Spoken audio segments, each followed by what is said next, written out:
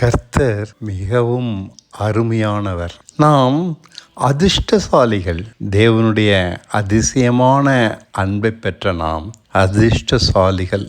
அளவற்ற ஐஸ்வர்யங்கள் நிறைந்த தேவனை நாம் கண்டுபிடித்ததால் நம்மை போல சிறந்தவர்கள் யாரும் இல்லை. இந்த கர்த்தர் மிக மிக அருமையானவர். பாருங்கள் அவர் ரட்சிப்பை, அதன் ஆழம், நீளம், அகலம், உயரம் இவைகளை புரிந்து கொள்ளும் பொழுது அவர் எவ்வளவு அருமையானவர் என்று உங்களுக்கு தெரியும்.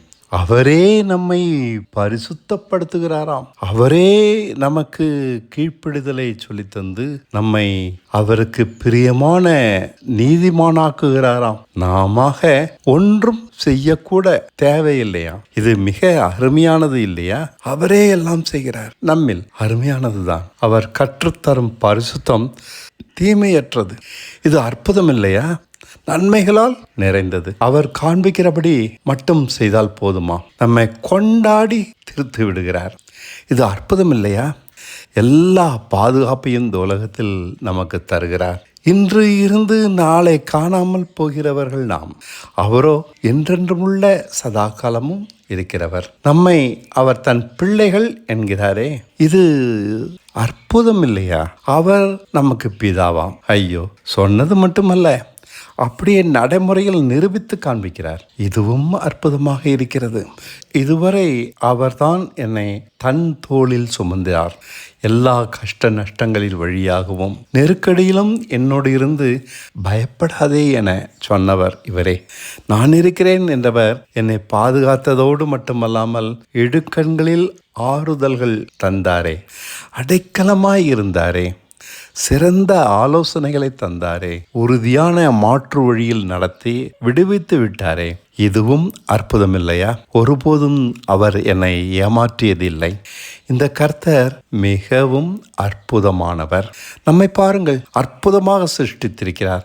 எனக்கு தந்த பெற்றோர்கள் அற்புதமானவர்கள். சிறப்பாக பாராட்டி சீராட்டி வளர்த்தார்கள், கவனித்து கொண்டார்கள், படிக்க வைத்தார்கள், உடுத்தி அழகு பார்த்தார்கள், நன்றாக வளர்த்தார்கள். இது அற்புதம் இல்லையா? எனக்கு தந்த மனைவியும் அப்படித்தான். என்னை நன்றாக கவனித்து கொண்டாள், உருக்கமாக உருகி என்னை நேசித்தாள்.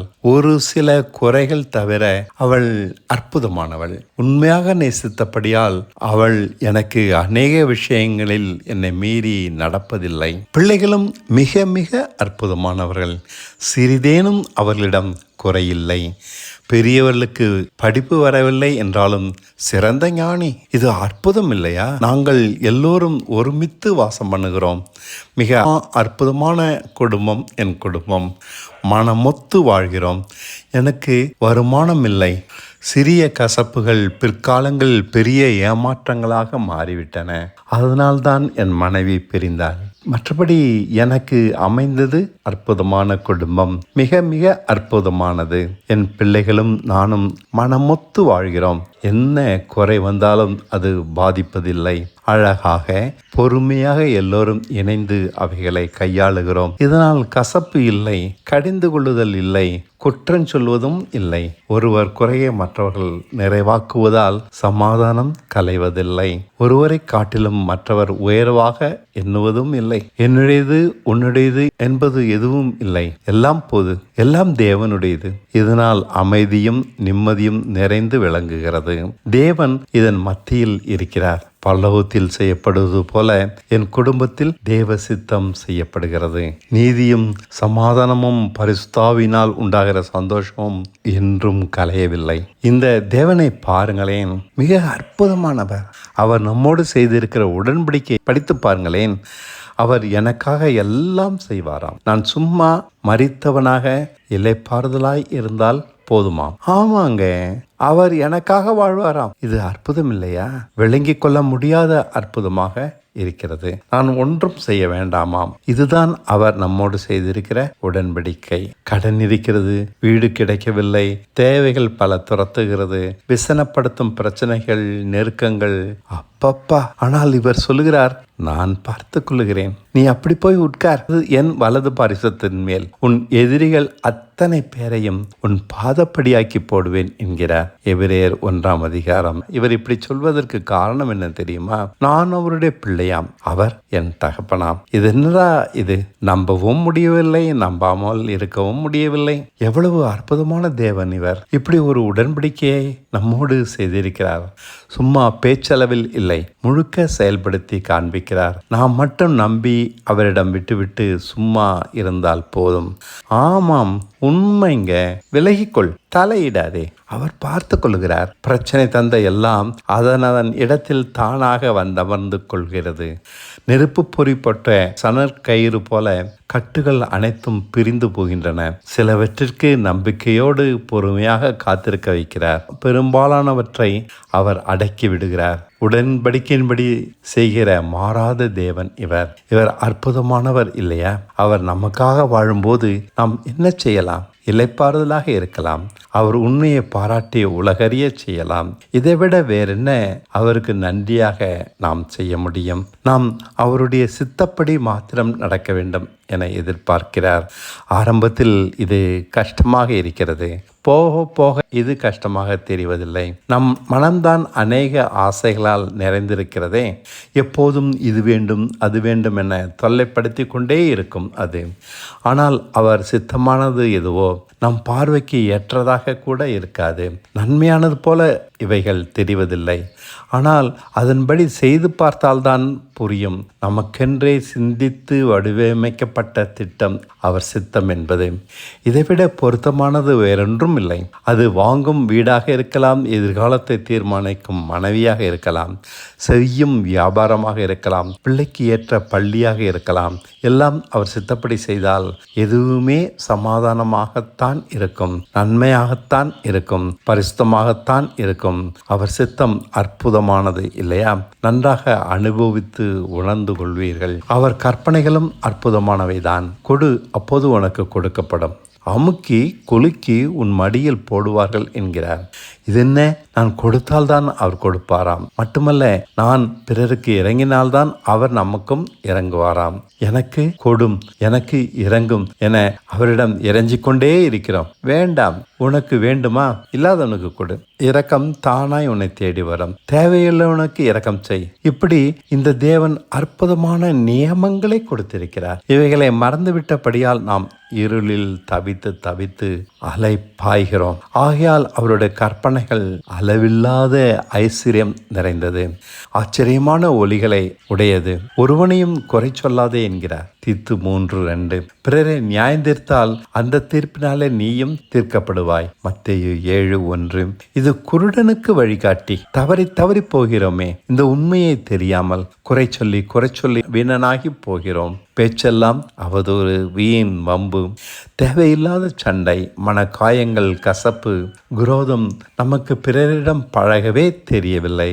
பிறரிடம் குறை கண்டுபிடிக்க தெரிந்த நமக்கு நம் குறையை கண்டுபிடிக்க தெரியவில்லை. நம் குறையை காண ஆரம்பித்த பின் பிறரிடம் உள்ள நிறைய பாராட்ட மனம் நிறைந்திருக்கிறது. ஒருவனையும் குறை சொல்லாதே என்பது அற்புதமான கற்பனை இல்லையா? நம் குறையை நாம் பார்த்தால் போதுமென்கிற அளவுக்கு சரி செய்ய வேண்டியது நமக்குள் இருக்கிறதே.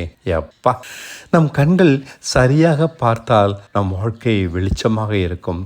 இது சரியாக பார்க்காததால் வாழ்க்கை முழுவதும் இருளாகத்தான் இருக்கிறது என்கிறார் இயேசு. இவர் கண்கள் என சொல்வது நம் நோக்கம் இயேசுவை பின்பற்றுவது, அவரை போல வாழ்வது, தேவனை அவர் பிரியப்படுத்தியது போல பிரியப்படுத்துவது, வெற்று ஊழியம் செய்வது இல்லை, வீண்கதை அடிப்பது அல்ல. அவரை போல வாழ்வதற்காக மட்டுமே வேதத்தை கற்றுக்கொள்வது, பிரசங்கம் செய்து பணம் சம்பாதிப்பதற்காக அல்ல. நாம் நோக்கம் இப்படி சரியாக இல்லாத பட்சத்தில் நாம் வழிதப்பி போவது நிச்சயம். உன் கண்கள் தான் சரீரத்தின் விளக்காய் இருக்கிறது என்கிறார் இயேசு. இது எவ்வளவு அற்புதமான கற்பனை! இதை புரிந்து கொண்டவன் வழி விலகி போவானா? இந்த விளக்கு இருளானால் அந்த இருள் எவ்வளவு பெரியதாக இருக்கும் என்கிறார் அவர். அது வெளிச்சமானால் அதுவும் பெரிய வெளிச்சமாக இருக்கும். நல்ல ஆலோசனைகள் இவர் கற்பனைகள். ஆவியில் எளிமை உள்ளவன் பாக்கியவான் என்கிறார். பரலோக ராஜ்யமே இவர்களுடையதாம். இதென்ன அர்த்தமற்ற வார்த்தைகள்? ஆம், உண்மைதான். ஆவியில் எளிமையில்லாதவன் தேவனை நம்ப மாட்டான். அவன் புத்தியின்படிதான் செயல்படுவான். எல்லா பிரச்சனைகளுக்கும் அவன் தன் ஆலோசனையின்படி செயல்படுவான். இவன் எவ்வளவு நீதியாக நியாயமாக நடந்தாலும் தேவனை நம்ப தெரியாதபடியால் அவனால் தீமையற்றவனாக மாற முடியாது. நன்மை செய்ய பழகவும் முடியாது. தன் பிரச்சனைகளால் ஒரு நாள் மேற்கொள்ளப்பட்டு தோற்று போய்விடுவான். தன்னிலே பலமில்லாதவனே ஆவியில் எளிமை இல்லாதவன். அவனுக்குள் புத்தி அடங்கி கிடக்கும். அவனால் அவனை நம்ப முடியாது. ஆகையால் தேவனை எளிதாக எப்போதும் சார்ந்து கொள்கிறான். அவர் காண்பிக்கிறபடியெல்லாம் செய்து தன் பிரச்சனை எல்லாவற்றிலிருந்தும் வெளியே வந்து விடுகிறான். தீமையற்றவனாக ஒருவனுக்கும் தொல்லை தராதவனாக தேவ பலனால் விடுதலையாகி விடுகிறான். ஒவ்வொரு மனுஷனுக்கும் இந்த ஆவியில் எளிமை அவசியம். உன்னால் முடியும் என்பதே இந்த உலகம் நமக்கு சொல்லித் தருவது. என்னால் முடியாது என்பதே வேதம் நமக்கு உணர்த்துவது. நம் அறியாமையை, நம் பலகீனத்தை, நம் மதியீனத்தை, நம் இயலாமையை நாம் புரிந்து கொள்ளாதவரை ஆவியில் எளிமை நம்மிடம் உண்டாகாது. உண்மை எப்போதுமே அற்புதமானது. தன்னை பற்றி அறியாதவன் எவனும் எளிமையற்றவனாக பரலோகத்திற்கு புறம்பானவனாகவே இருக்கிறான். கிருபைக்கு தூரமானவனாகவே இருக்கிறான். ஆவியில் எளிமை அற்புதமானது. நாம் கிறிஸ்துவின் கற்பனைகளை மறந்துவிட்டோம். இதனால் ஊழியங்கள் ஜீவனற்று உலர்ந்து போய் கிடக்கின்றன. உன் பணத்தை பரலோகத்தில் சேர்த்து வை என்கிறார். இந்த உலகத்தில் சேர்த்தால் பொருளை திருடன் திருடி விடுவான். பூச்சிகள் அரித்துவிடும். வேண்டாம். இல்லாதவனுக்கு கொடுத்தால் அது பரலோகத்தில் சேர்ப்பதாகும். தேவைப்படும் போது பரலோகம் அதை திரும்ப கொடுக்கிறது. இது அற்புதமான ஆலோசனை இல்லையா? தேவனுடைய கற்பனைகள் அற்புதமானவைகள். உண்மைதான். பரலோகத்தில் சேர்த்து வை என்பது எவ்வளவு அர்த்தமானது. கிறிஸ்துவின் கற்பனைகளை மறந்தது நம்மையே தொலைத்து விட்டது போல. இருதயத்தில் சுத்தமுள்ளவர்கள் பாக்கியவான்கள், அவர்கள் தேவனை தரிசிப்பார்கள் என்கிறார். தரிசிப்பார்கள் என்றால் தேவனை பார்த்த பின்பு சகலமும் அற்புதமாகவே இந்த உலகத்தில் தெரியும். எல்லாம் நேர்த்தியாக அதனதன் நேரத்தில் அதனதன் இடத்தில் இருக்கிறது. அதனதன் வேலையை செய்கிறது என்பது புரியும். நம் இருதயத்தில் சுத்தமுள்ளவர்களாக வேண்டும் என்பதே அவர் விருப்பம். நம் விருப்பமும் அதுதான். அநேக ஆத்துமாக்களை சம்பாதிக்க வேண்டும் என்பதல்ல அவர் விருப்பம். ஆசைகளற்ற இருதயம், கவலைகளற்ற இருதயம், பயமற்ற இருதயம்தான் சுத்த இருதயமாம். கவலைகள், ஆசைகள் நம் கண்களை மறைக்கின்றன. இது நடந்து விடாதா, அது கிடைத்து விடாதா என்றே சிந்திப்பதால் மற்ற எதுவும் நம் கண்களுக்கு தெரியாது. அவை நடந்துவிட்டாலும் அடுத்த ஒன்று அந்த இடத்தை பிடித்து கொள்ளும். ஏதோ ஒன்று நம் மனதை உலுக்கி வருத்தி கொண்டே இருக்கும். தேவன் நமக்காக வாழ்வதால் இந்த நிலை இனி இல்லை, அவர் பார்த்து கொள்கிறார் என்று கவலை கஷ்டங்களை மறந்து விடுகிறோம். அப்போது சுத்த இருதயம் கிடைக்கிறது. அப்போது நம் கண்கள் எல்லாவற்றையும் படைக்கப்பட்டிருக்கிற விதமாகவே காணும். வாழ்க்கையை இயல்பாகவே சந்திப்போம். தேவன் நம்மோடு இருப்பதை கண்டு மனம் அமைதி கொள்கிறது. தேவன் நமக்கு சுத்த இருதயத்தை தருகிறார். இது அற்புதமான ஒன்று. அவர் கற்பனைகளை கற்றுத்தந்து நல் மனசாட்சியையும் உருவாக்குகிறார். மாயமற்ற விசுவாசத்தையும் நாம் கற்றுக்கொண்டோமானால் பரலோகத்திலேயே இந்த உலகத்தில் பிரவேசித்து விடுகிறோம். ஆம், சுத்த இருதயம் ஒரு அற்புதம். மாயமற்ற விசுவாசம் ஒரு அற்புதம். நல் மனசாட்சி ஒரு அற்புதம். இவைகளை கற்றுக்கொண்டவன் தேவனுடைய பரிசுத்த ஆலயமாக தன் வாழ்க்கையை மாற்றிக்கொள்கிறானே. ஆஹா, இந்த வாழ்க்கை அழகான வாழ்க்கை. இந்த தேவனோடு இணைந்து நடப்பதே அற்புதமாக இருக்கிறது. நானே உன் கேடகம் என்கிறார். நானே உன் பலன் என்கிறார். ஆதியாகமம் 15:1. கேடகம் என்றால் எதிரியின் எல்லா தந்திரங்களையும் அவர் முன்னின்று தடுத்து விடுகிறார். நாம் ஒன்றும் செய்ய வேண்டாம். பலன் என்றால் லாபம் என்று கூட எடுத்துக்கொள்ளலாம். அவர் அன்பை சம்பாதிப்பது ஒன்றுதான் நம் வாழ்க்கையின் பயனாகும். இவ்வளவுதான் வாழ்க்கை, பணமும் சொத்தும் அல்ல. அவரே நம் பலன். இதற்கு நான் என்ன செய்ய வேண்டும்? என்னோடு உத்தமமாய் நட என்கிறார். ஆதியாகமம் 17:1. நாம் அவர் மனம் கோணாதபடி நடந்தால் போதும். மீதி அற்புதமான வாழ்க்கைதான். அவரே கேடகம். அவர் அன்பினால் நிறைந்த வாழ்க்கையே நமக்கு மிஞ்சி நிற்கிறது. தேவன் தரும் பரிசுத்த ஆவியும் அற்புதமான செய்கைகளை உடையவர். அவரே நம்மை உணர்வுள்ளவனாக ஆக்குகிறார். பாவத்தை உணராத இடத்தில் எப்படி சத்தியம் வேலை செய்யும்? உணர்வு முதலாவது வேண்டும். நம் சிந்தையிலும் செயலிலும் உள்ள பாவங்களை சுட்டிக்காட்டி உணர்த்துவதால் விடுதலையின் தேவை அவசியமாகிறது. அதன் பின்பே சிலுவையை பற்றிய அறிவு வேலை செய்கிறது.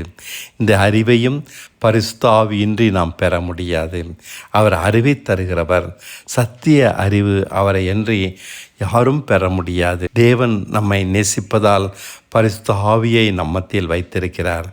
மேலும் நம் தேவ அன்பை பற்றி பேசுகிறோம். இந்த அன்பினால் தான் நாம் மாம்சத்தை அழிக்க முடியும்.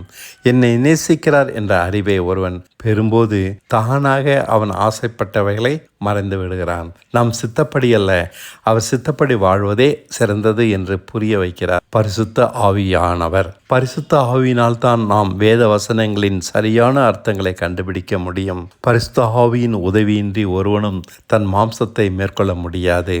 பரிசுத்த ஆவி ஞானத்தை தருகிறார். கர்த்தருக்கு பயப்படும் பயத்தை தருகிறார். நெருக்கங்களில் தப்பிக்கொள்ள ஆலோசனைகளை தருகிறார். பாடுகளை சகிக்க பலன் தருகிறார். அறிவு, உணர்வு, ஆலோசனை, பலம், ஞானம், கர்த்தருக்கு பயப்படும் பயம் எல்லாம் இந்த அற்புதமான பரிசுத்த ஆவி என்ற ஒருவரால் தான் நாம் பெற முடியும். ஏசாயா 11:2. இவை அத்தனையையும் ஒருவனிடம் இருந்தால் அவன் கிறிஸ்துவின் நிறைவான வளர்ச்சியை அடைவது நிச்சயம். தேவன் நம்மை பரலோகத்திற்கு அழைக்காமல் கிறிஸ்துவின் பரிபூரணத்தை சுதந்திரித்து கொள்ளும்படிக்கு அழைத்திருக்கிறார். எபிரேயர் 10:14. நாம் கிறிஸ்துவைப் போல பரிசுத்தமாக இருக்கிறோம். எபிரேயர் 10:10. பரிசுத்தம், பரிபூரணம் என்பதெல்லாம் நமக்கு எட்டாத உயரம் அல்ல, நாம் கிறிஸ்துவினால் அடைந்த ஒன்று. இவை எவ்வளவு அற்புதமான விஷயங்கள்! நாம் என்னமோ கிறிஸ்துவிடம் பெற பாவ மன்னிப்போடு நிறுத்தி கொண்டோம். அவரிடம் பெருகுவதற்கு அதிசயமானவை இன்னமும் அநேகம் இருக்கின்றன. அளவிட முடியாத இந்த ஐஸ்வர்யங்களை நாம் அறிந்து கொள்வதால் அவைகளுக்கு சொந்தக்காரர்களாகிறோம். அவைகள் இங்கே சொல்லி மாளாது. கிருபையின் பரிபூர்ணம் என்று ஒன்று இருக்கிறது. ரோமர் 5:16-17. இதை பெற்றவர்கள் நீதியின் பரிபூரணத்தை பெறுவார்களாம். அற்புதமான இவைகளை நீங்கள் கேள்விப்பட்டிருக்கிறீர்களா? இவைகளை குறித்து விசாரியுங்கள், தேடுங்கள். அற்புதமான வாழ்க்கைக்குள் உங்களை இவை கொண்டு செல்லும். எண்ணி முடியாத உயரங்களை நாம் பவுலைப் போல தொடலாம். அவன் சொல்லுகிறான், நான் செய்வதெல்லாம் சத்தியம், நான் செய்யாதது எதுவும் சத்தியமில்லை என்று. 2 கொரிந்தியர் 13:8. இது எவ்வளவாக அவனை மாற்றியிருக்கிறது என்று நமக்கு காட்டுகிறது. அற்புதமான மாற்றம் இது. இன்னமும் சிறப்பானவைகள் எங்கிருக்கின்றன. அழியாமையை பற்றி அவன் பேசுகிறார். சாவாமையை பற்றி பேசுகிறார். மரணத்தை ஜெயமாய் விழுங்குவதை பற்றி பேசுகிறார். 2 கொரிந்தியர் 15:53. மிகவும் அற்புதமானவை இவை. அளவிட முடியாத ஐஸ்வர்யம் இவை. மனுஷனாக பிறந்த ஒருவன் மரணத்தை ஜெயமாய் விழுங்க முடியுமா? இயேசு செய்தார், உண்மைதான். அவரை நாம் உண்மையாக விசுவாசிப்போமானால் அற்புதமான இவைகள் நம்மிடமும் நிகழும். இதனால் ரோமர் 2:7 சோர்ந்து போகாமல் மகிமையும் கனத்தையும் அழியாமையும் தேடுகிறவர்களுக்கு தேவன் நித்திய ஜீவனை தருவார் என்கிறார். கவனியுங்கள், அழியாமை பற்றி இங்கே சொல்கிறார். அவர்களுக்குத்தான் நித்திய ஜீவனாம். அவர் நம்மை ஆத்துமாக்களை சம்பாதிக்க சொல்லவில்லை, அழியாமையை சம்பாதியுங்கள் என்கிறார். மகிமையை சம்பாதியுங்கள், கனத்தை சம்பாதியுங்கள் என்கிறார். அற்புதமான இவைகள் எங்கு கிடைக்கும்? எப்படி கிடைக்கும்? தேடுங்கள், விசாரியுங்கள், தட்டுங்கள், அப்போது கண்டடைவீர்கள். தேவனிடம் அதிசயமான இவைகள் இருக்கின்றன. அவர் உடன்படிக்கையை கைக்கொண்டு கிறிஸ்துவின் கற்பனைகளின்படி நடந்து நீதியை நடப்பித்து மனதார சத்தியத்தை பேசுகிறவர்களுக்கு இவைகளை வெளிப்படுத்துகிறார். கர்த்தர் தமக்கு பயந்தவர்களுக்கு தம் வழியை போதிப்பாராம். சங்கீதம் 25:12. அப்போது ஒளிமயமான இவைகளையும் போதிப்பார் இல்லையா? அவர் தமக்கு பயந்தவர்களுக்கு தன் ரகசியங்களை தெரியப்படுத்துகிறாராம். சங்கீதம் 25:14. அவர்கள் தங்கள் ஆத்துமாக்களை நன்மையால் நிரப்புகிறார்கள். அவர்கள் சந்ததி இந்த பூமியை சுதந்தரிக்கும். சங்கீதம் 25:13. எவ்வளவு மறைவான அற்புதமான பொக்கிஷங்கள் இவைகள்! தேவன் நம்மை இந்த உலகத்திற்கு வெளிப்படுத்த எந்த மனுஷனையும் பிரகாசிக்கிற ஒளியாக இருக்கிறார். நாம் பிரகாசித்தால்தான் ஒளியில் இருக்கிறோம். இந்த உலகம் முழுவதும் இருளடைந்து கிடக்கிறது, அங்கு சத்தியமில்லை. அவர் பரிபூரணத்தால் கிருபையின் மேல் கிருபை பெற்றோம் என்கிறான் யோவான். என்னவோ நமக்கு புரியாததை பேசுகிறான். ஆனால் ஒன்று, நாமும் இவைகளை பெற முடியும். கிருபையின் மேல் கிருபை. அவரைப் போல பரிபூர்ணப்பட முடியும். அவரைப் போல் கீழ்ப்படிய முடியும். அவரைப் போல இந்த கேடான உலகத்திற்கு ஒளியாக விளங்க முடியும். அவ்வளவு அற்புதமானது இந்த கிருபை. கிருபையின் மேல் கிருபை. இயேசுவை பிதா மரித்தோரிலிருந்து எழுப்பினார், இது நமக்கு தெரியும். ஆனால் பவுல் சொல்கிறார் வேறொன்றை. அவருடைய மரணத்துக்குள்ளாக்கும் ஞான ஸ்நானத்தினாலே நாம் பழையதெல்லாம் ஒழிந்து போகும்படிக்கு அடக்கம் பண்ணப்பட்டிருக்கிறதாம் அன்றே. இதனால் நாம் அவரைப் போலவே புதிய ஜீவனை அடைந்திருக்கிறோமாம் இன்று. ரோமர் 6:4. ஆகையால் நாம் பவுலைப் போல யோவானைப் போல அற்புதமாக மாறி இருக்கிறோம். நாம் செய்வதெல்லாம் சத்தியம், செய்யாதது எதுவுமே சத்தியமாக இருக்காது. கிருபையின் மேல் கிருபை பெற்று இருக்கிறோம். மிஞ்சி நான் பேசவில்லை. நான் தேடி கண்டுபிடித்தது இவை. அற்புதமாக இவைகள் இல்லையா? மறைவாக கிடைக்கின்றன. நம்மை மாற்றி எட்ட முடியாத உயரத்துக்கு கொண்டு செல்ல வல்லவை இவை. தேவனை திருப்திப்படுத்த இவைகளை தேடுவோம். இதனால் அழியாமை நமக்குள் உண்டாகும். மரணத்தை அப்போது ஜெயமாக விழுங்கலாம். நாம் அதிர்ஷ்டசாலிகள். தேவனுடைய அதிசயமான அன்பை பெற்ற நாம் அதிர்ஷ்டசாலிகள். அதிசயமான சத்தியங்களை புரிந்து கொள்கிற நாம் அதிர்ஷ்டசாலிகள். அளவற்ற ஐஸ்வர்யங்கள் நிறைந்த தேவனை நாம் கண்டுபிடித்ததால் நம்மை போல சிறந்தவர்கள் யாருண்டு? கர்த்தர் மிகவும் அருமையானவர்.